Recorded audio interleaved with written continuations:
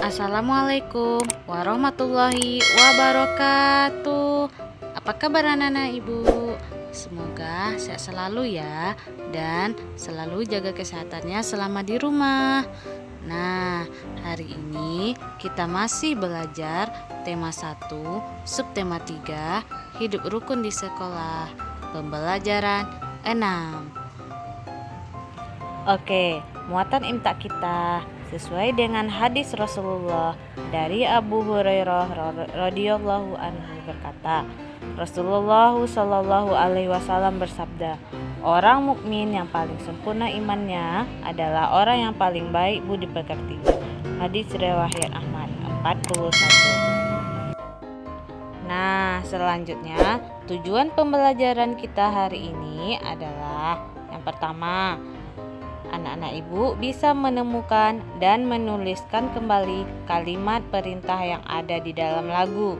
Yang kedua, anak-anak ibu bisa menentukan contoh sikap dan menceritakan pengalaman menerapkan sila keempat dan kelima.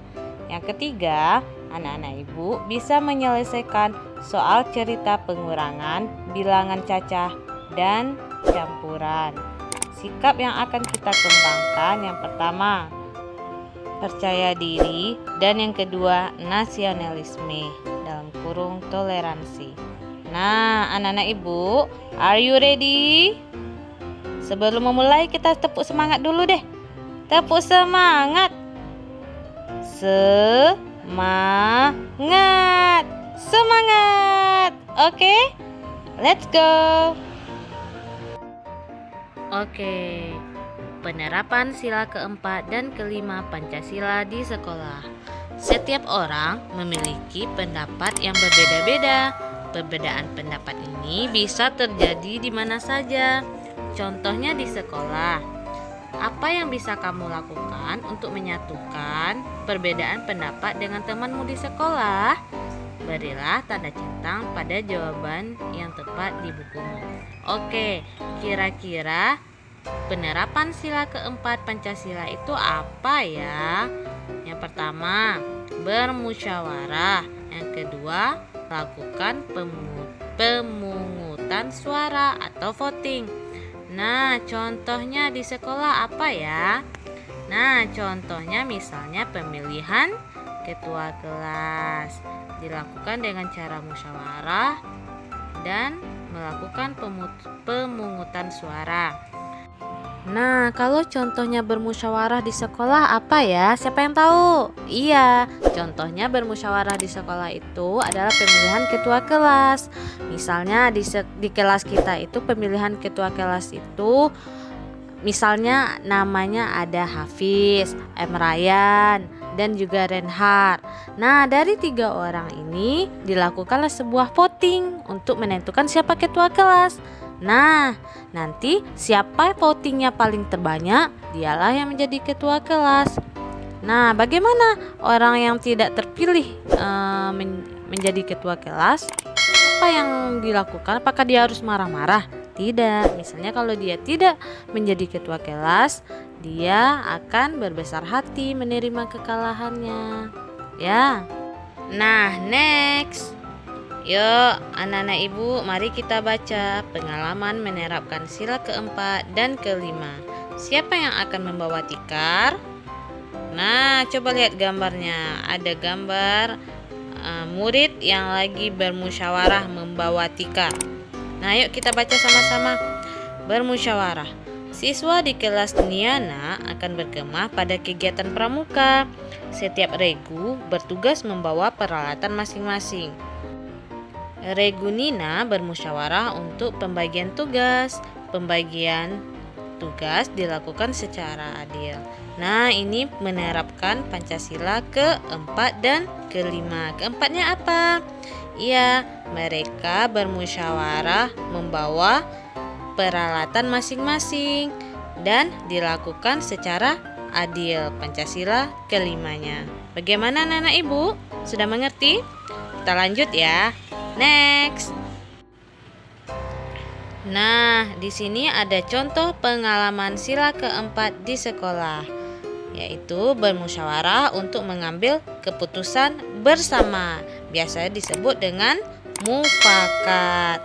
Ya, selanjutnya tidak memaksakan pendapat ketika berdiskusi. Iya, ketika kita melakukan sebuah diskusi, kita tidak boleh bekerja sendiri, kita tidak boleh egois dengan pendapat kita sendiri.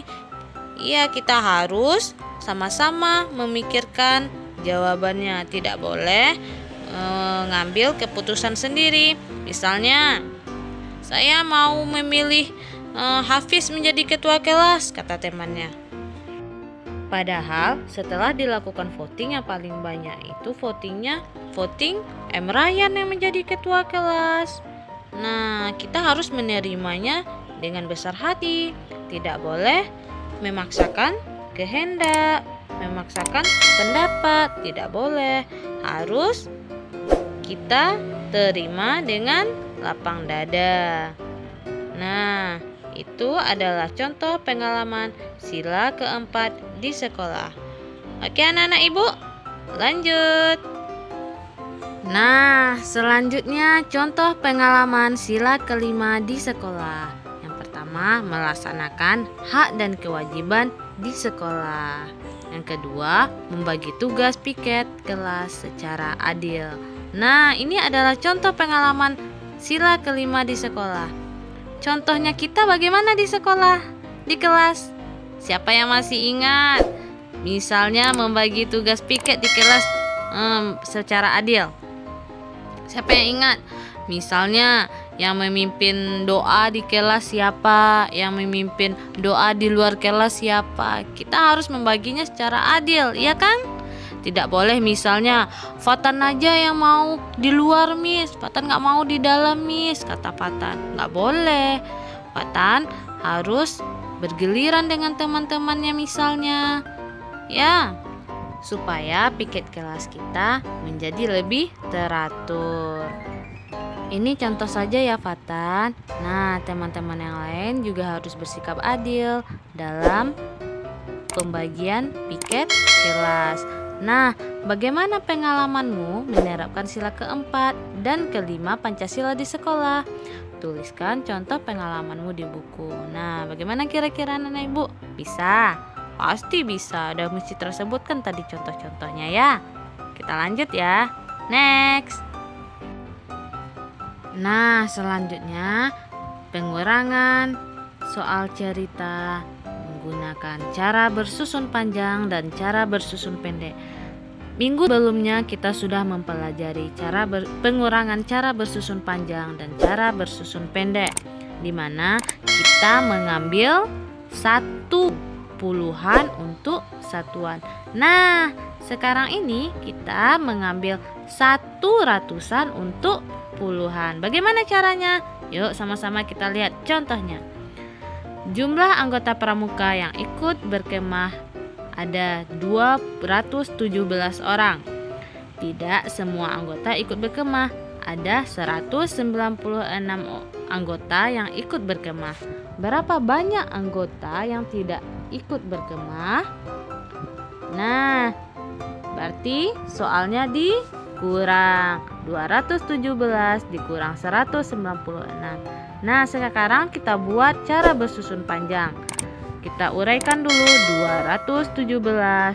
Kita uraikan 200 ditambah 10 ditambah 7. Kemudian 196 kita uraikan dia dulu.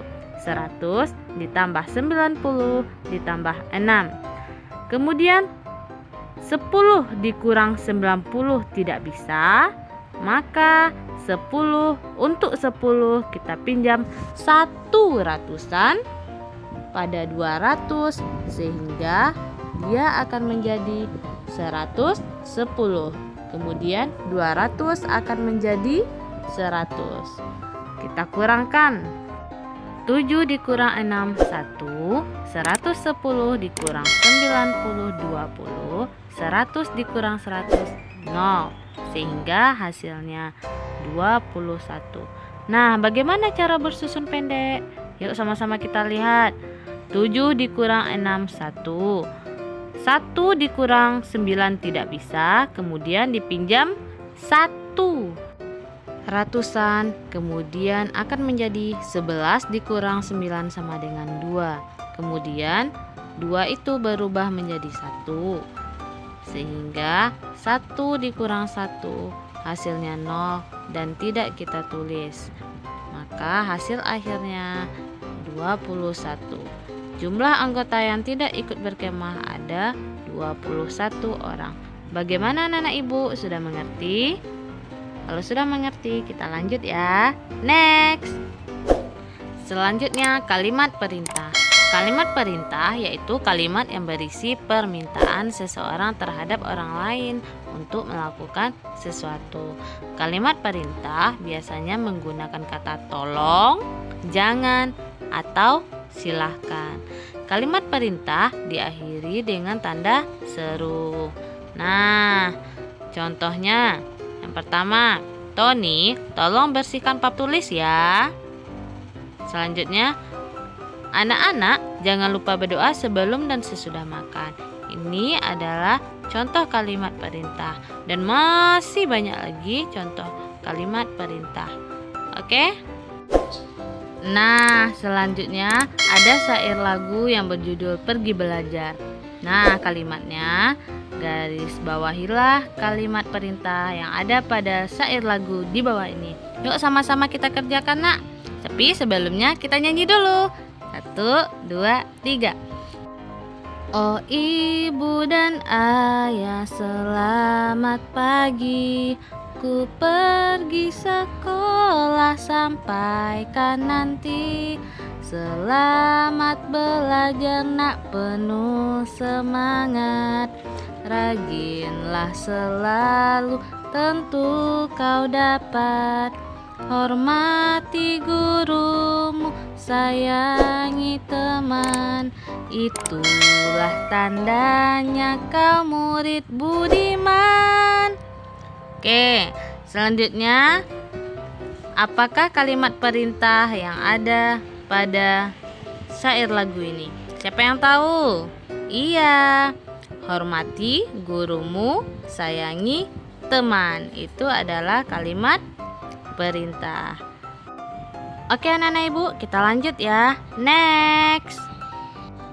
Nah, selanjutnya masuk ke evaluasi, yaitu tugas. Anak-anak ibu, kerjakanlah soal Ayo Berlatih di halaman 82 dan halaman 83. Nah, cukup sekian pembelajaran kita hari ini anak-anak ibu.